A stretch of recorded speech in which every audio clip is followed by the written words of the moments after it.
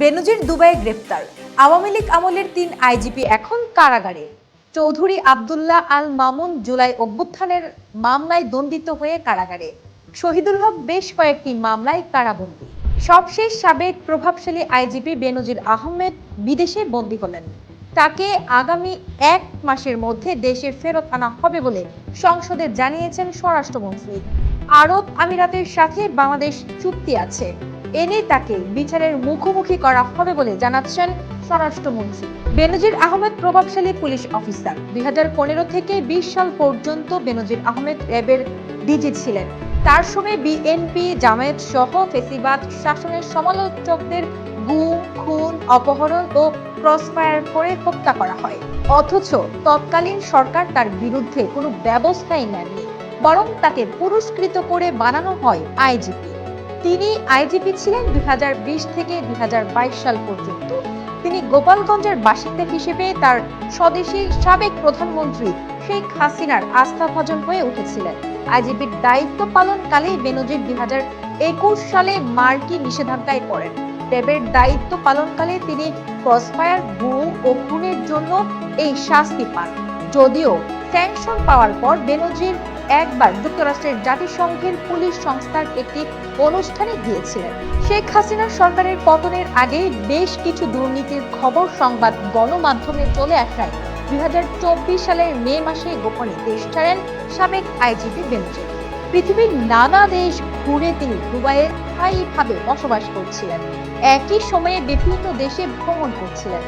দুর্নীতি মামলায় ২০২৫ সালে ঢাকার আদালত বেনজিরের বিরুদ্ধে রেড নোটিশ জারি করে আদেশ দেয়।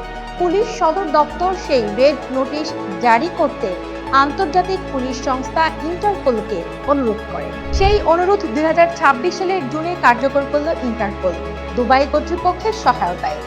বাংলাদেশে এর আগে এমন ২০ জনের বেশি অপরাধী দেশের বাইরে গ্রেপ্তার হন ইন্টারপোলের কাছে।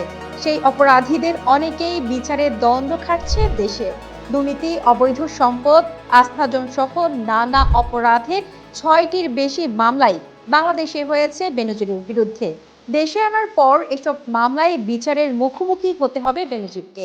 বেনজির আইজিপি থাকার সময় ব্যাপক পুলিশ প্রহরা নিয়ে ঘুরতেন। দুর্নীতি করেন না, সহ্য করেন না, নানা রকম চমকপ্রদ বক্তব্য দেন। কিন্তু সাবেক হবার পর একের পর এক খবর আসে দুর্নীতির। মাদারীপুরে রয়েছে বেনজিরের রিসোর্ট, যা তিনি বানিয়েছিলেন অন্যের জমি দখল করে। দুর্নীতির মামলায় বেনজিরের নামে থাকা হাজার কোটি টাকার সম্পদ জব্দের খবর আদালতকে জানিয়েছে দুদক। বাড়ি, ফ্ল্যাট, জমি, জামা, টাকা, ব্যবসা কি নেই তার। কথিত আছে, আইজিপি থাকার সময় বেনজিরের আলাদা টিম ছিল, যারা সারা দেশ জুড়ে বিভিন্ন লোকের কাছে হুমকি দিয়ে সম্পদ, অর্থ কেড়ে নিত। সাবেক আইজিপি বেনজিরের একাধিক বান্ধবী থাকার চাওর আছে ঢাকা মিডিয়া অঙ্গনে। বেনজিরের স্ত্রী ও সন্তানও দুর্নীতির দায়ে অভিযুক্ত, মামলায় বিচারাধীন। বেনজিরের এই গ্রেপ্তার ও দেশের প্রত্যাবর্তনের সম্ভাবনা। আওয়ামী লীগ আমলে এখন পলাতক এমপি, মন্ত্রী, আমলাদের জন্য হুমকি হতে পারে। এ নিয়ে সামাজিক যোগাযোগ মাধ্যমে চলছে সমালোচনা। দুর্নীতি, খুন, গুমের মামলায় যদি বেনজিরের দোষ প্রমাণিত হয়, তাহলে জেল বা ফাঁসি যে কোনোটাই হতে পারে। বেনজিরের এই পরিণতি আগামী দিনের দুর্নীতিবাজদের জন্য বড় বার্তা।